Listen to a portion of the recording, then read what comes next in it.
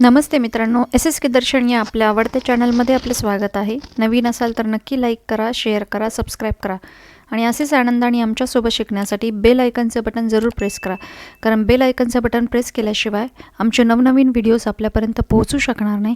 तेव्हा कृपया bell icon जरूर दाबा. चला तर मग आज काहीतरी नवीन शिकूयात. नमस्ते मित्रांनो, स्वागत आहे एस एस के दर्शन आपल्या आवडत्या चॅनलमध्ये. मित्रांनो, आपण बघत आहोत 9th स्टँडर्डचा 15 नंबरचा chapter life processes in living organism. त्याचा आपण पार्ट 1 आणि पार्ट 2 दोन्ही पार्ट बघितलेले आहेत. आपण पार्ट 1मध्ये हे बघितलं होतं आपण आणि पार्ट 2मध्ये एक्सक्रिशन बघितलं होतं. एक्सक्रिशनचा पूर्ण पार्ट बघितला होता आपण.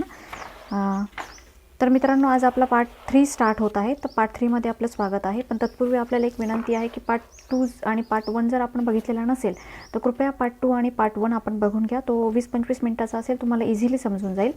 तर पार्ट 3मध्ये आपलं स्वागत आहे आणि चला आपण मूव्ह होत आहोत पार्ट 3कडे. कारण पार्ट 2 आणि पार्ट 1 बघितला तरच तुम्हाला हे पुढचं सगळं लिंक लागणार आहे. तेव्हा कृपया तुम्ही 20-25 मिनिटाचा एकदा ओव्हरलुक करून घ्या आणि इझिली तुम्हाला समजून जाईल. सोप्या भाषेमध्ये दिलेलं आहे. चला तर आपण पार्ट 3मध्ये आज बघणार आहोत कोऑर्डिनेशन काय असतं. कोऑर्डिनेशनला म्हणतात समन्वय. समन्वय काय असतो ते बघूया. मित्रांनो, कोऑर्डिनेशन म्हणजे समन्वय असतं. समन्वय म्हणजे काय असतं बघा, एकाच वेळेस आपण 3-4 गोष्टी करत असतो. बघा, सपोज आपण खेळत असेल तर खेळताना आपण काय करत असतो, बॉल खेळत असेल आपण तर बॉल खेळताना आपण काय करत असतो बघा, पायाने तो बॉल मारत पण असतो, बघत पण असतो, पळत पण असतो, बरोबर की नाही.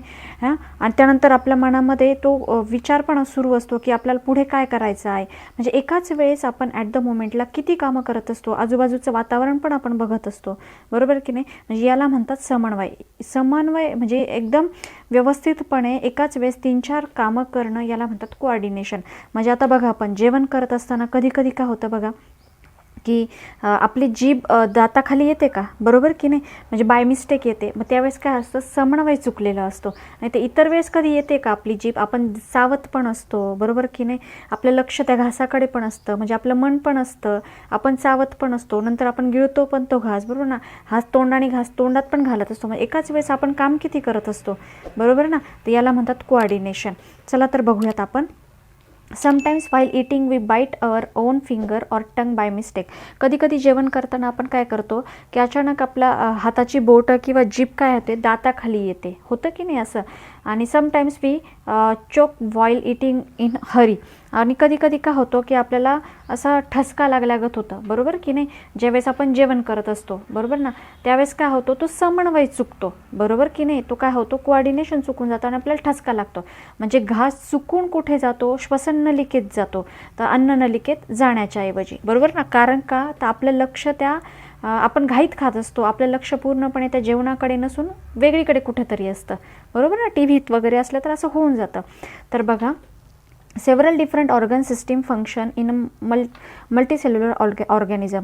जे बहुपेशीय जीव असतात ना, तर त्यांच्यामध्ये बॉडीमध्ये खूप जास्त ऑर्गन सिस्टीम असतात. ज्या ऑर्गन सिस्टीममध्ये खूप ऑर्गन काम करत असतात. तर प्रत्येक ऑर्गन त्याचं काम त्या वेळेत करत असतो, बरोबर की नाही. Their life goes on smoothly if there is coordination between the different organ system or organs and the stimuli in the surrounding. काय म्हणतात की हे लाईफ हे नेहमी त्यांचं लाईफ कसं चालू असतं, स्मूथली चालू असतं, जर त्यांच्यामध्ये काय असेल, कोऑर्डिनेशन असेल. कुणामध्ये, तर डिफरंट ऑर्गन सिस्टीममध्ये. तर वेगवेगळ्या ऑर्गन सिस्टीममध्ये, डायजेस्टिव्ह सिस्टीममध्ये, एक्सक्रिशन सिस्टीममध्ये, रेस्पिरेशन सिस्टीममध्ये, किंवा त्यांच्यामध्ये जे ऑर्गन काम करतात, त्यांच्यामध्ये वेगवेगळे अवयव जे काम करतात, त्यांच्यामध्ये जर कोऑर्डिनेशन असेल, समन्वय असेल, तर किंवा आणि आजूबाजूचं जे स्टिम्युली असेल सराउंडिंग, तर त्याच्यामध्ये जर समन्वय असेल तर ही लाईफ कसं चालतं, एकदम स्मूथली चालतं. Depending upon this we can say that systematic regulation of different processes can be called control and bringing about the different processes in the proper sequence can be called coordination.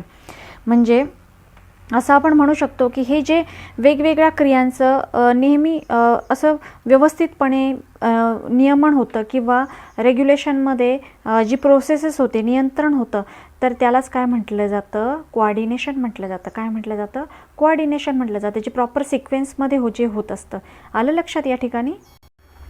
मला सांगा, मग कोणतंही जर काम पूर्ण करायचं असेल तर त्या कामामध्ये जे काही वेगवेगळे अवयव काम करत असतात ते त्यांच्यामध्ये काय असणं, कोऑर्डिनेशन असणं खूप गरजेचं असतं, बरोबर की नाही. त्यांच्यामध्ये जर कोऑर्डिनेशन असेल तरच ते काम कसं होतं, जशी आपण इच्छा अपेक्षा केलेली आहे की त्या अपेक्षेप्रमाणे ते पूर्ण होईल. जर ते कोऑर्डिनेशनच नसेल त्यांच्यामध्ये, कोणी कधी काम करायचं, तर त्यांच्यामध्ये काय होईल, गोंधळ होऊन जाईल, बरोबर की नाही. बघा, if any activity in the body is to be completed successfully, जर बॉडीमधली कोणती ॲक्टिव्हिटी ही कम्प्लिटली सक्सेसफुली कम्प्लीट करायची असेल तर proper coordination between different system and organs participating at different steps of that activity is necessary. मग त्या ॲक्टिव्हिटीमध्ये ते जे काही डिफरंट सिस्टीम असतील त्यांच्यामधल्या आणि ऑर्गन्स असतील तर त्यांचं पार्टिसिपेशन कसं पाहिजे, असं त्यांच्यामध्ये कोऑर्डिनेशन पाहिजे, बरोबर की नाही. त्यांनी जे पार्टिसिपेट केलेले त्या ऑर्गननी वगैरे त्यांच्यात कोऑर्डिनेशन असेल तरच ती ॲक्टिव्हिटी कशी होईल, एकदम कम्प्लिटली सक्सेसफुली होऊन जाईल. If due to lack of coordination, जर कोऑर्डिनेशन नसेल, कोऑर्डिनेशनची जर कमतरता असेल, ऑर सम अदर फॅक्टर किंवा अदर काही फॅक्टरची, there is a confusion at any step, म्हणजे एखाद्या स्टेपमध्ये जर कन्फ्युजन आली, the activity may not get completed, तर ॲक्टिव्हिटी काय होत नाही, कम्प्लीट होत नाही. मला सांगा बरं, एखादं काम तुम्हाला 2-4 मुलांना मिळून दिलं आणि एखाद्या मुलाने मध्ये गोंधळ केला तर ते काम शेवटपर्यंत कंप्लीट होतं का, नाही. सगळे व्यवस्थित काम करत असतील पण एखादा मध्येच जर एखाद्या मुलाने काही गोंधळ केला तर ती साखळी कंप्लीट होते का, नाही. तसंच आहे आपल्या बॉडीमध्ये पण, एखाद्या ऑर्गनने जर मध्येच काही गोंधळ केला तर काय होतं की जी कंप्लीट होण्याची जी साखळी चेन आहे ती चेनच कंप्लीट होत नाही. मग ती ॲक्टिव्हिटी काय होते, अशी सक्सेसफुली कंप्लीट होत नाही, मग ती अशी प्रॉब्लेममध्ये येते. देर शुड नॉट बी, आता फॉर एक्झाम्पल जर आपण डायजेस्ट करतो, बरोबर ना, आपण काय करतो, जेवण घेतो, म्हणजे जेवण घेतल्यानंतर आपली कोणती सिस्टीम काम करते, डायजेस्टिव्ह सिस्टीम, आणि त्याच्यानंतर जेवण वगैरे डायजेस्टिव्ह सिस्टीमने पूर्ण काम केल्यानंतर कोणती सिस्टीम काम करते, एक्सक्रिटरी सिस्टीम.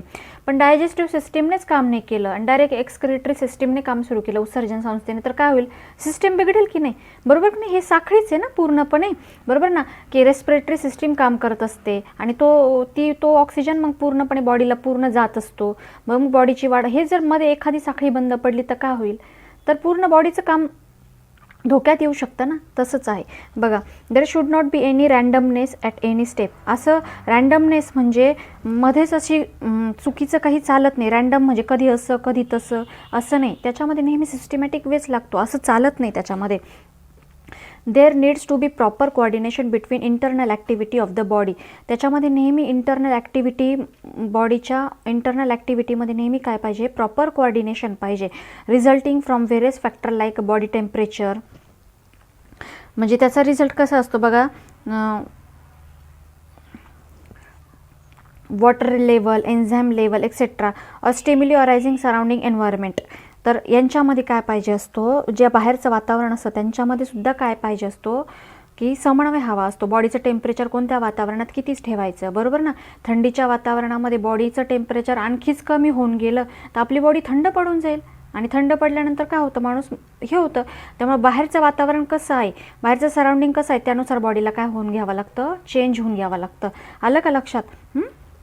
वॉटर लेवल किती ठेवायची बॉडीमध्ये, एन्झाईम लेवल म्हणजे जी विकर असतात त्यांची लेवल किती ठेवायची हे बॉडी ठरवत असते आणि ते कोऑर्डिनेशन बाहेरच्या वातावरणानुसार बॉडी ठरवून घेत असते.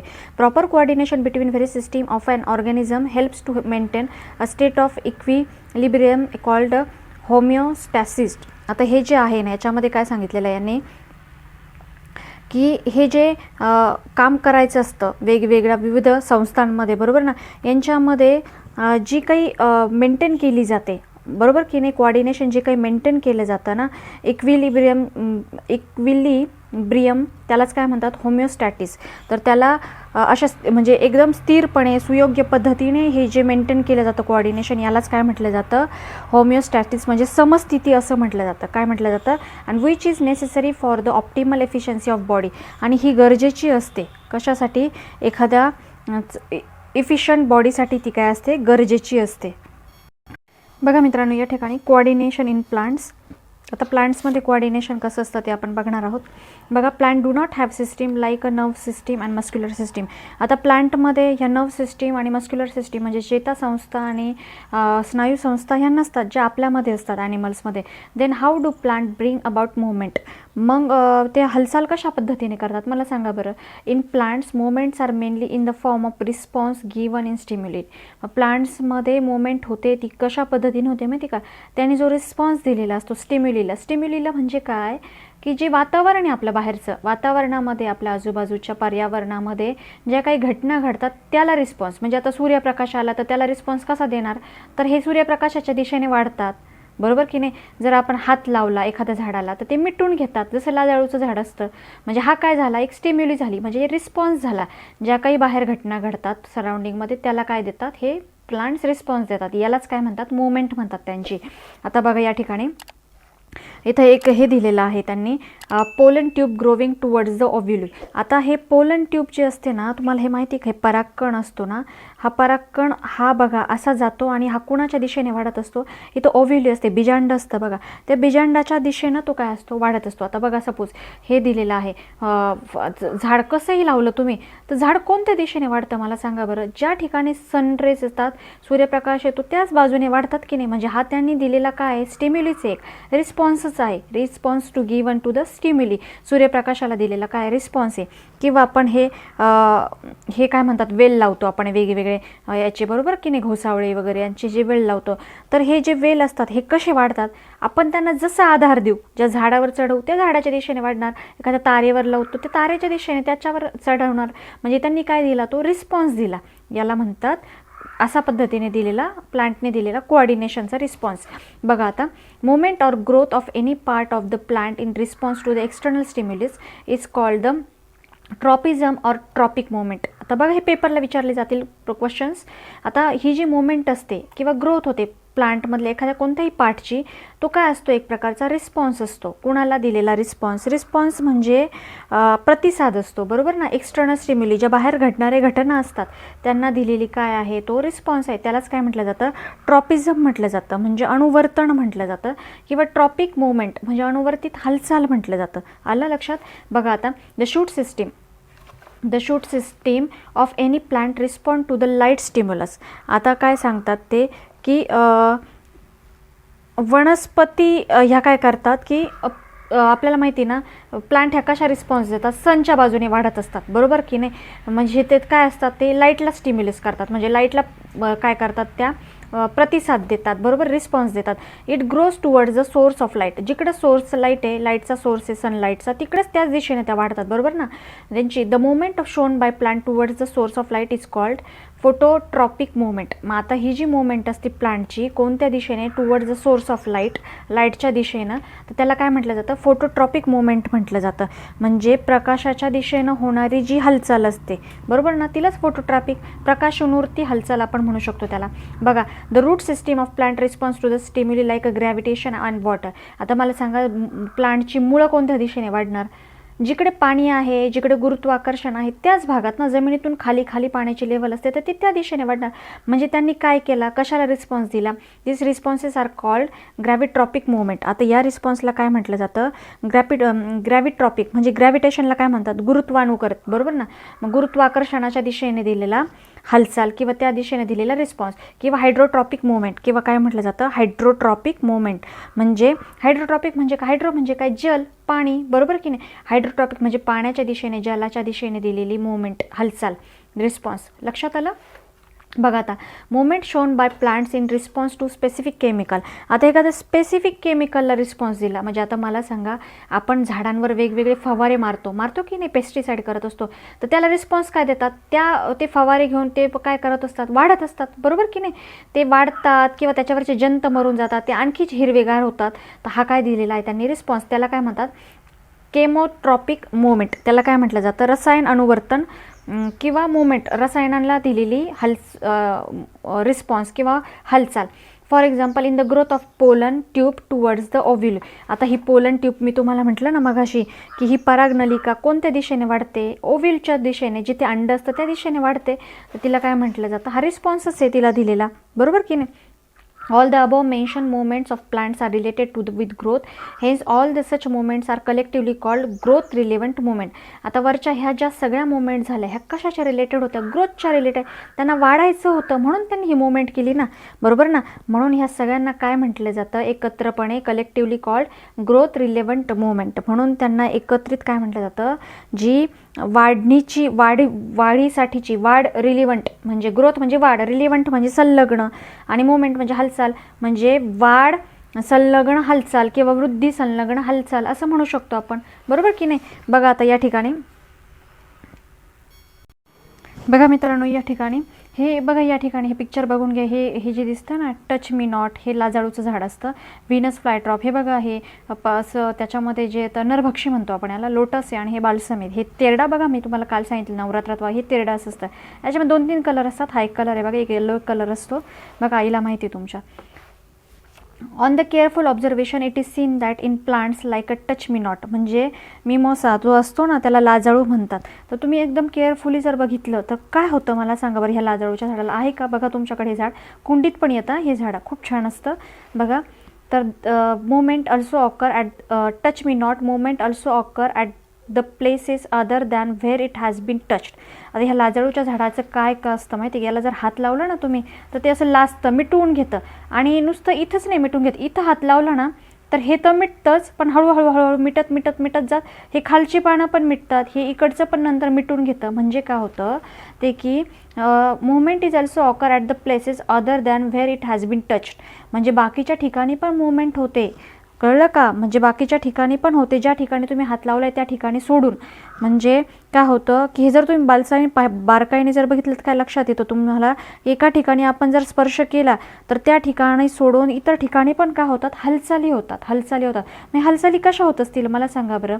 Hence we can infer that the information about the touch must have been relayed within the plant from one place to another.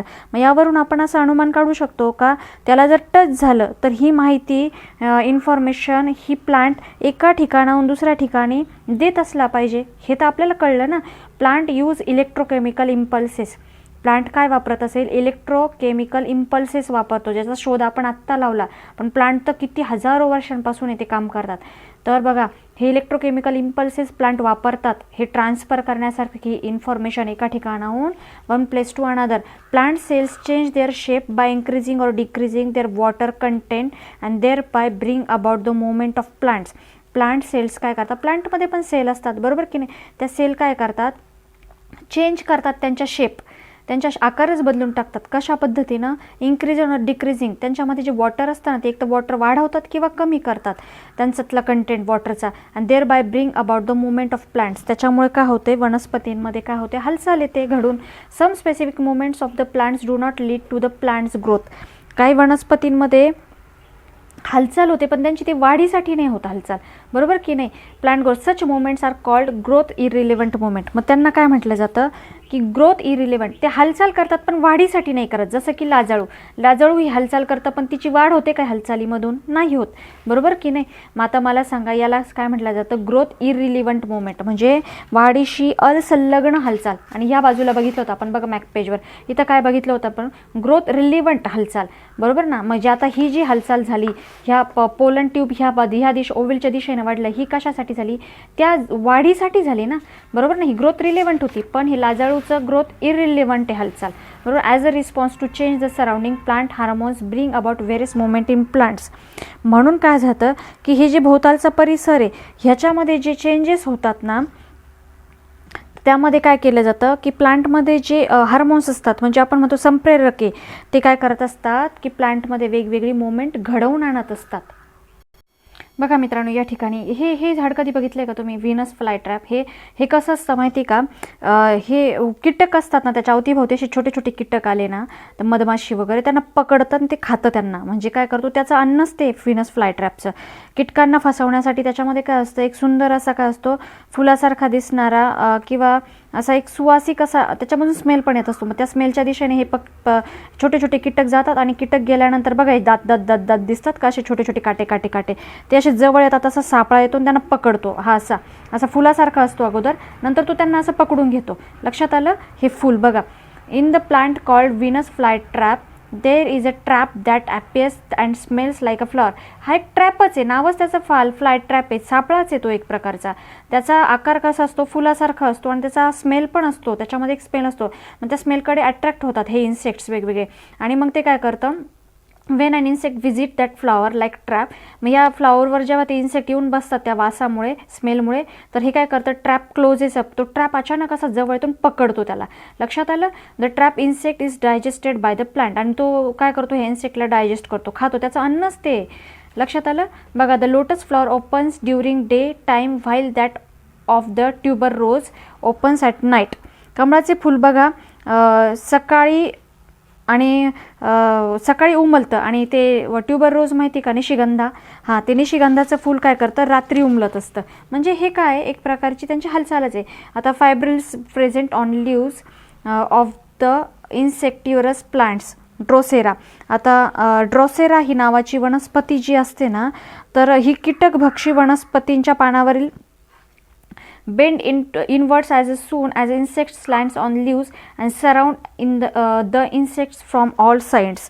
तर काय करेल, तर ड्रॉसेरा नावाची वनस्पती जी असते ना, ती काय करते, ती सुद्धा कीटकभक्षीच असते. आता इथं दिलेली नाही आहे ती अशीच असते थोडीशी ड्रॉसेरा. ती पण काय करत असते, तिच्यावर जर कीटक येऊन बसले ना, फ्रीबिल्स प्रेझेंट ऑन द लिव्स, म्हणजे त्याच्यावर कीटकाचा स्पर्श जर झालाच त्याचा, इन्सेक्टिव्हरस प्लांट्स ड्रॉसेरा बेंड इनवर्ड्स, ती काय करते, आतल्या बाजूने अशी वळून घेते. त्याच्यावर कीटक येऊन बसला की ती आतल्या बाजूने अशी वळून घेते आणि ती कीटकाला खाऊन घेते. इन बाल्सम्स, आता हे जे बाल्सम्स असतं, हे तेरडा जे असतं ना, is ripen fruits burst at the right time to disperse the seeds. आता हे जे बाल्सम असतं ना, हे काय होतं माहिती का, राईप झाल्यानंतर, राईप पण म्हणजे असं पिकल्यानंतर हे काय होतं, हे फुटतं, असं बस्ट होतं एका, आणि त्याचे जे सीड असतात ना, ते काय होतात, सगळीकडे पसरतात. त्यातल्या बिया अशा सगळीकडे पसरतात फुटल्यामुळे, असा बॉम्ब फुटल्यासारखे फुटतात, फट आवाज येतो आणि सगळीकडे पसरतात ते.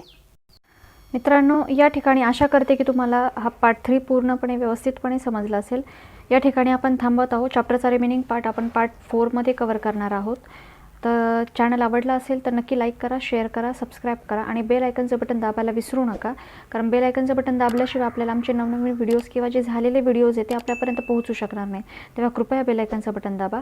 आणि चला पुन्हा भेटूयात आपण न्यू पार्टसोबत. तोपर्यंत स्वस्त राहा, मस्त राहा, सुखी राहा, आनंदी राहा. धन्यवाद. मित्रांनो, चॅप्टरचा रिमेनिंग पार्ट 4मध्ये कव्हर करण्यात आलेला आहे. त्याची लिंक खाली डिस्क्रिप्शन बॉक्समध्ये दिलेली आहे. कृपया ती फॉलो करावी. पुन्हा भेटू न्यू पार्टसोबत. तोपर्यंत धन्यवाद.